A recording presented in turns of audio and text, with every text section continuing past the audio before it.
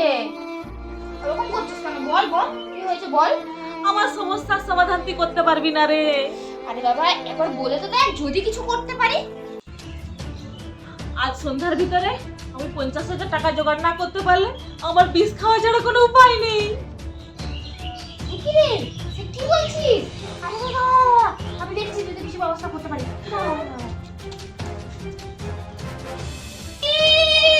বৃষ্টি, সমাধান পেয়েছি। হ্যাঁ হ্যাঁ, সমাধান একটা পেয়েছি। হ্যাঁ, तो रुको जरा सबर करो। এই নে, বিষ এনেছি, তুই খা।